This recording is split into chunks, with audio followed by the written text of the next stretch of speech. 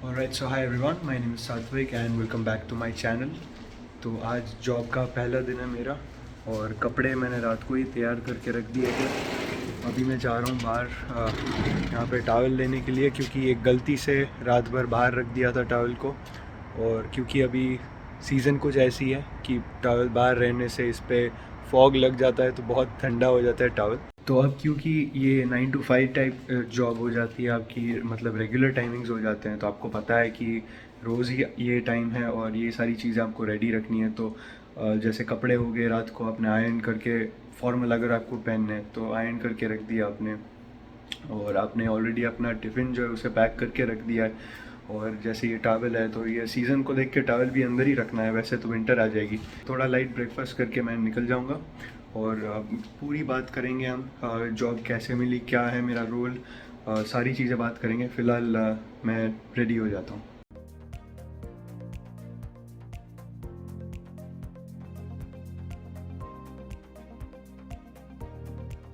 तो 5 मिनट जल्दी पहुँच गया था मैं, क्योंकि शायद हो सके कुछ फॉर्मेलिटीज़ हों। और बहुत ही अच्छा वेदर है आज, और आज बारिश भी है और थंडरस्टॉर्म्स भी है, तो मुझे ये वेदर बहुत पसंद है ऐसा। Many hours later. तो हो गया पहला दिन ख़त्म और अब मैं मसाज लेके जा रहा हूँ ग्रोसरीज़ लेने, और फिर सारी डिटेल में हम बात करते हैं जॉब के बारे में।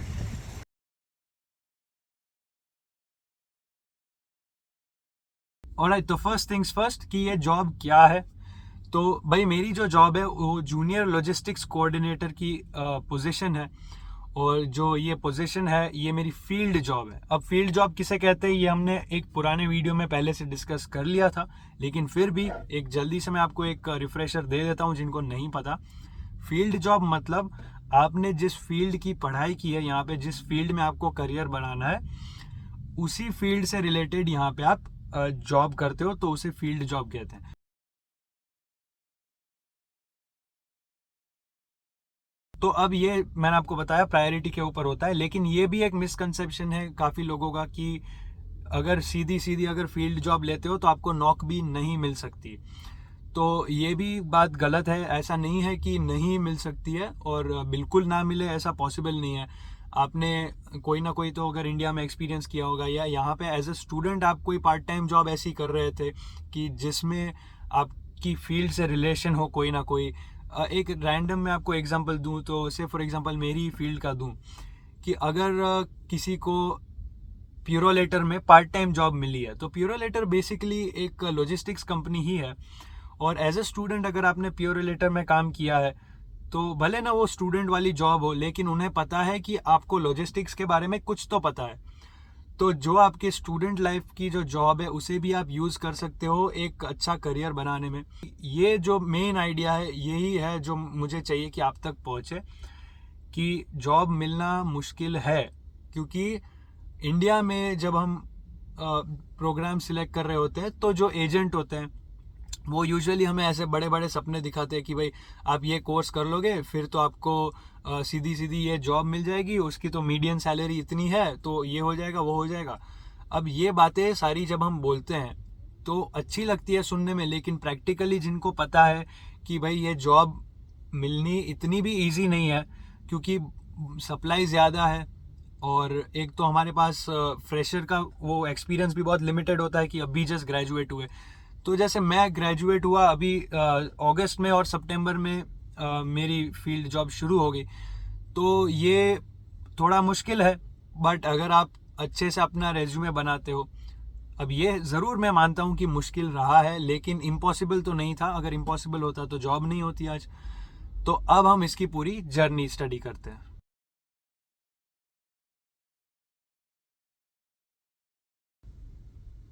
ठीक है, तो जैसे मैंने आपको बताया था मेरे एक पुराने वीडियो में कि मैं कोऑप करने वाला हूँ मेरे प्रोग्राम में।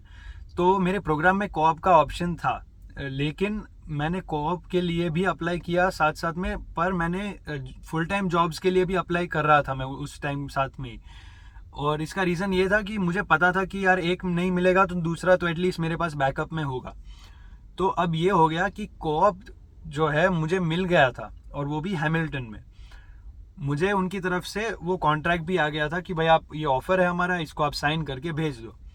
तो मैंने उनसे रिक्वेस्ट किया कि आप मुझे थोड़ा टाइम दे दो, क्योंकि ये एकदम लास्ट में आपने जो है मुझे सिलेक्ट किया, और अब बहुत ही शॉर्ट नोटिस पे मुझे आप हैमिल्टन पे जॉब एक्सेप्ट करने को बोल रहे हो।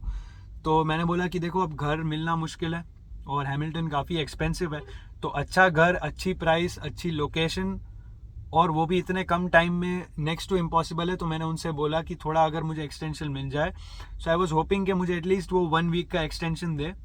तो उन्होंने 48 आवर्स का ही एक्सटेंशन दिया। तो अब मैंने बोला यार 2 दिन में तो मैं क्या ढूंढ लूँगा यहाँ पे, मतलब जहाँ पे भी देखूँ फेसबुक मार्केट प्लेस पे, फेसबुक ग्रुप्स में मेरे 1-2 दोस्त को मैंने पूछा था, लेकिन कहीं से कोई पॉजिटिव डेवलपमेंट नहीं आ रही थी। तो मैंने सोचा चलो लास्ट टाइम के, चलो कोई नहीं, अगर रूम एक्सपेंसिव भी पड़ता है कहीं पे तो वो भी कर लेंगे, कोई प्रॉब्लम नहीं। अल्टीमेटली हमारा टारगेट तो ये है ना कि अच्छा फील्ड का एक्सपीरियंस मिलना चाहिए। तो ये हो रहा था, और साथ ही साथ में तब तक मुझे ये जॉब ऑफर आ गई, वो भी इधर ही लंदन में। तो मैंने सोचा कि यार देखो, अभी समझदारी इसी में है कि मैं जॉब को एक्सेप्ट कर लूँ और कोऑप मैं अपने सिलेबस से निकाल दूँ और जल्दी से मैं ग्रेजुएट हो जाऊँ। तो मैंने अपनी कॉलेज से बात करके अपने आप को ग्रेजुएशन लिस्ट में शामिल करवा दिया, और कोऑप को मैंने अपने सिलेबस से हटा के फुल टाइम जॉब को एक्सेप्ट कर लिया। तो ये बेसिकली जर्नी रही मेरी। और यहाँ तक पहुँचते पहुँचते, ये जो मैंने आपको बताया कि भाई 2 जगह में से मैंने सिलेक्ट किया, यहाँ तक पहुँचते पहुँचते मुझे 3 महीने लग गए थे, या 3 महीने से भी ज़्यादा।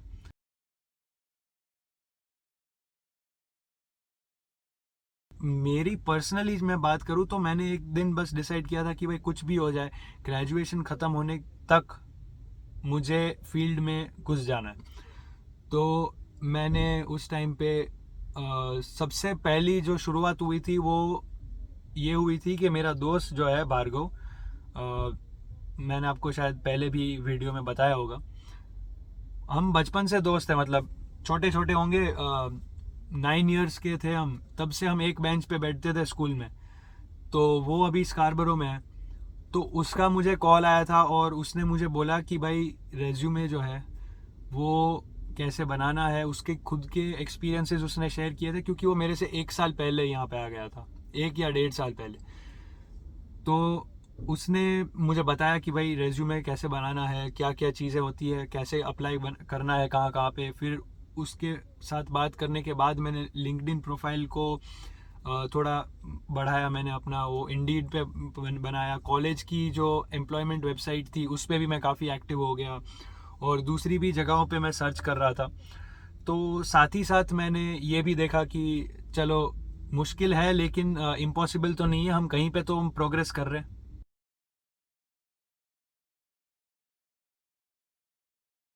तो फिर मैंने इन सारी जगहों पे अपनी एफर्ट्स शुरू कर दिए। कई सारी जगहों पे मैंने पर्सनली भी कॉल करके बात की, और मैंने बोला कि भाई आपके यहाँ पे है या नहीं, कोऑप की पोजीशन है या नहीं, फुल टाइम जॉब है या नहीं।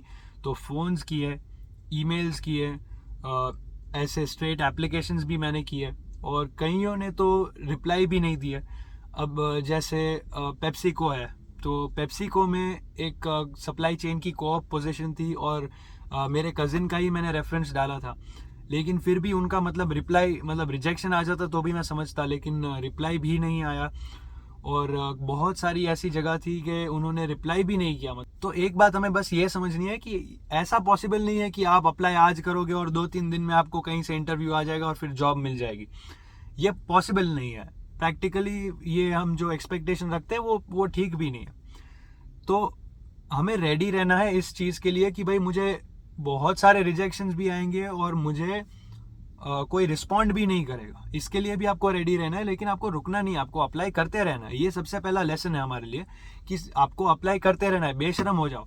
ऐसा है कि भाई एक टाइम पे तो भाई मुझे तो यहाँ से रिजेक्शन आया, फिर इतने टाइम के बाद तो वो बात हंसी में निकल रही थी कि भाई वो अप्लाई किया था ना, वहाँ से रिजेक्शन आ गया।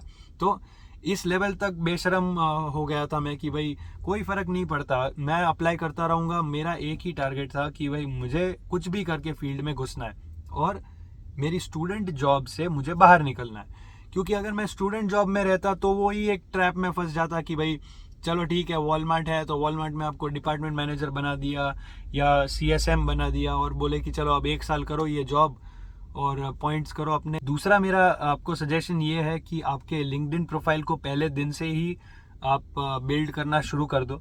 जितना अच्छा आपका लिंक्डइन प्रोफाइल होगा उतने ज़्यादा चांसेस होंगे कि आपको कोई अगर डायरेक्टली लिंक्डइन से भी हायर ना करे तो एटलीस्ट कोई आपकी प्रोफाइल देखेगा लिंक्डइन की, तो भी उनको पता चलेगा कि भाई चलो ठीक है, इसके ये एक्सपीरियंसेस है, इसको ये पता है, यहाँ पे पढ़ता है और इतना प्रोफेशनल इसका एक्सपोजर है। इसको आगे और फर्दर करने के लिए आपको आपके रेज्यूमे पे भी आपकी लिंक्डइन की जो URL है वो पेस्ट कर देनी चाहिए। इसके बाद एक और चीज़ जो आपको करनी चाहिए वो ये है कि आपके कोर्स रिलेटेड जो कोई भी सर्टिफिकेशंस है, जो कोई भी दूसरे आपके एक्स्ट्रा कोर्सेज है वो आप करना शुरू कर दो। इससे आपका रेज्यूमे भी बिल्ड होगा, लिंक्डइन पे भी चीज़ें ऐड होंगी और आपका एक्सपोजर भी इसमें। दूसरा ये है कि आपका जो रेज्यूमे है उसको भी आपको कंटिन्यूसली अपडेटेड रखना पड़ेगा और वो सारी चीज़ें आपको करनी पड़ेगी, जैसे कोई वॉलंटियरिंग वर्क हो गया या कोई ऐसी एक्टिविटी हो गई जिससे लोगों को लगे कि आपका सोसाइटी में कोई ना कोई इन्वॉल्वमेंट है और ऐसा नहीं कि भाई ये बाहर की दुनिया से बिल्कुल भी रिलेटेड है ही नहीं। एक और सजेशन जो मैं आपको दूंगा वो ये है कि भाई आपकी जो स्पोकन इंग्लिश है उसे बहुत ज़्यादा आप प्रैक्टिस करो और लोगों से बात करो आप इंग्लिश में। अगर कनाडा में आके भी हम अपनी जो लैंग्वेज है उसी में ही ऑल द टाइम बात करते रहेंगे तो ये होगा कि हम यहाँ की जो इंग्लिश है उसके साथ मर्ज करने का जो चांस है वो मिस आउट कर देंगे।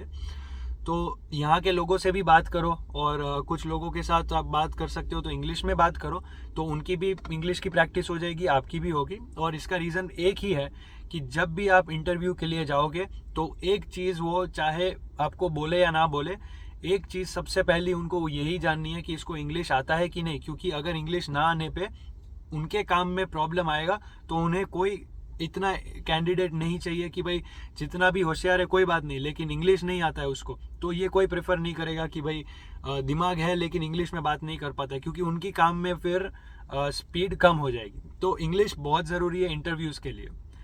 इसके बाद आपके जो कोई भी प्रोफेसर्स है जिनके साथ आपके कॉन्टैक्ट्स है या जो आपको सपोर्ट करते हैं उनको भी आप बोलो कि आपको जॉब ढूंढने में हेल्प करे। मेरे एक प्रोफेसर थे, उन्होंने भी मुझे बोला था कि मेरा रेफरेंस कहीं भी चाहे तू यूज़ कर ले, और उन्होंने 2-3 मुझे जॉब की जहाँ पे ओपनिंग्स हुई थी वो भी उन्होंने मेरे साथ शेयर की थी।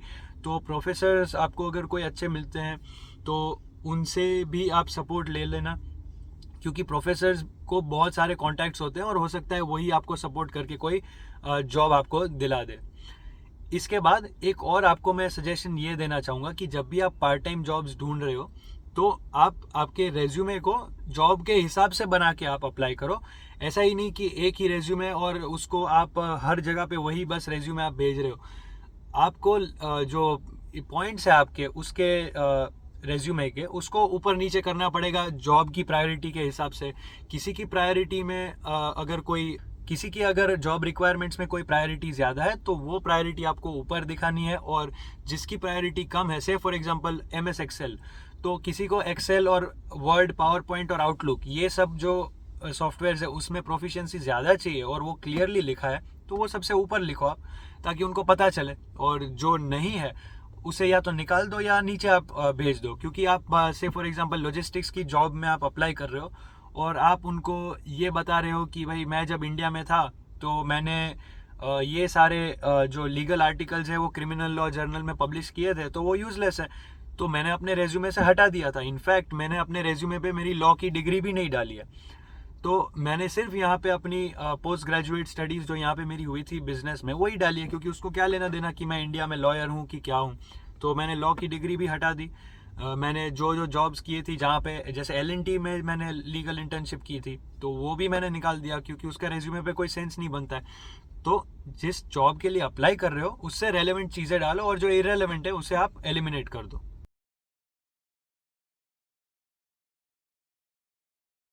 तो ये जो जॉब मुझे मिली है ये कम से कम मैंने 100 से ज़्यादा एप्लीकेशंस किए होंगे, 125 से ज़्यादा उस टाइम पे, और मैंने बहुत अलग अलग जगहों पे एप्लीकेशंस किए थे कि भाई कैसे भी करके बस मैं ये जो फिज़िकल स्टूडेंट की जो जॉब्स होती है, जो फिज़िकली डिमांडिंग होती है, उसमें से बस मैं बाहर निकलूँ और अपनी फील्ड में एंट्री लूँ।